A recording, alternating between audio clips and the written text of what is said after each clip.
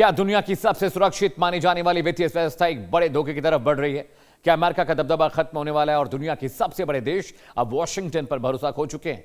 ये हम नहीं कह रहे, ये चेतावनी दी है दुनिया की सबसे मशहूर पर्सनल फाइनेंस किताब रिच डैड पुअर डैड के लेखक रॉबर्ट कियोसाकी ने। रिपोर्ट देखिए। सोशल मीडिया पर कियोसाकी की एक ताजा पोस्ट तूफान मचा रही है। अक्सर लोगों को सोना चांदी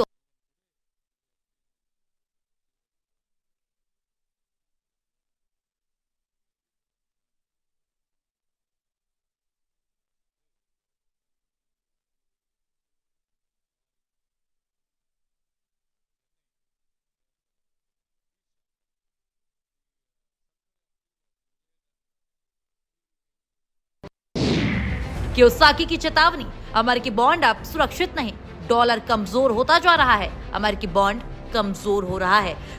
कियोसाकी के मुताबिक दुनिया के दो सबसे बड़े निवेशक देश जापान और चीन अब अमेरिकी कर्ज यानी यूएस बॉन्ड्स से अपना पीछा छुड़ा रहे हैं। वो अमेरिकी बॉन्ड्स को बेचकर बड़े पैमाने पर फिजिकल गोल्ड और सिल्वर जमा कर रहे हैं। कियोसाकी सवाल उठाते हैं कि जब दुनिया के सबसे बड़े सेंट्रल बैंक अमेरिकी बॉन्ड्स से भरोसा तोड़ रहे हैं तो ये पैसे का बहाव आपको क्या संकेत दे रहा है? गणित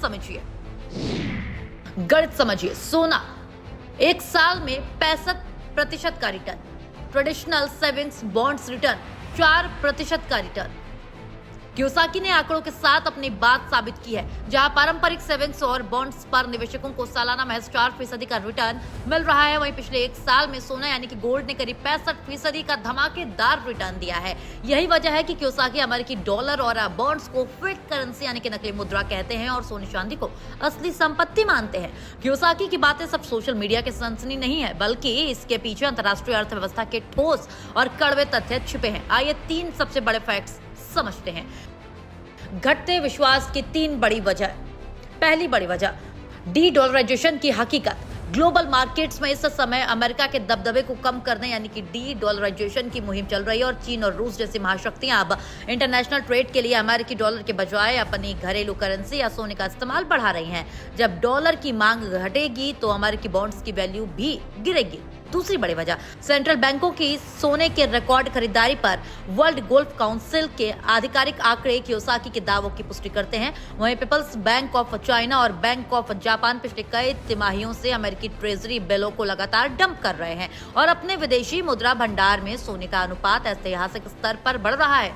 केवल चीन ही नहीं बल्कि भारत और मध्य पूर्व के देश भी लगातार सोना खरीद रहे हैं। तीसरी बड़ी वजह, अमेरिका का बढ़ता कर्ज संकट। अमेरिका का कुल राष्ट्रीय कर्ज इस समय ऐतिहासिक स्तर को पार कर चुका है। वॉशिंगटन लगातार नए नोट छापकर पुराने कर्ज चुका रहा है और अत्यधिक नोट छपाई के कारण डॉलर की क्रय शक्ति कम हो रही है, जिससे अमेरिकी सरकारी बॉन्ड्स का वास्तविक रिटर्न नेगेटिव या बेहद कम हो चुका है। तो अब सवाल उठता है कि दुनिया की अर्थव्यवस्था किस दिशा में जा रही है?